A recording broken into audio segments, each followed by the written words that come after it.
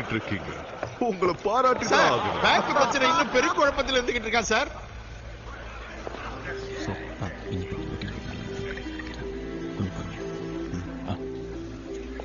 ஆமா, எனக்கு மீட்டிங்ல தான். என்ன தொன்ன இருங்க, என்ன சொல்றது கேட்போம். இதுதான் விஷயம். ஒரு சைனீஸ் தான் பேங்க கொள்ளையடிச்சான்னு ஆதாரப்பூர்வமா கேள்விப்பட்டேன் சார். சைனீஸ் அது? சைனீஸ் அதாவது ஒரு நார்வேஜியன் தான் அதை கொள்ளையடிச்சான்னு கேள்விப்பட்டேன்.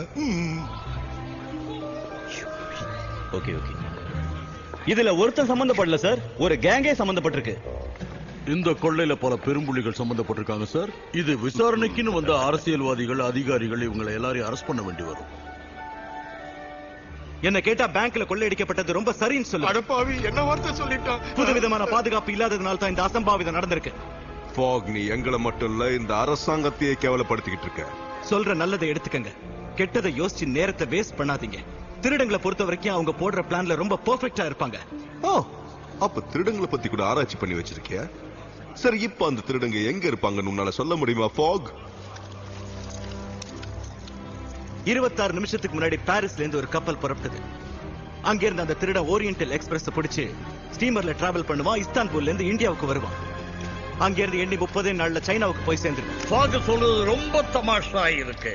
இவர் சொல்றதை வச்சு பார்த்தா அந்த திருடன் 30 நாளைக்குள்ள உலகத்தையே சுத்தி வந்துடுவான் போல.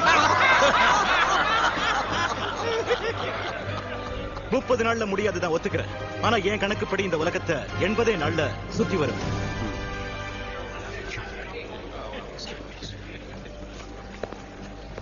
அவரை எப்படியாவது.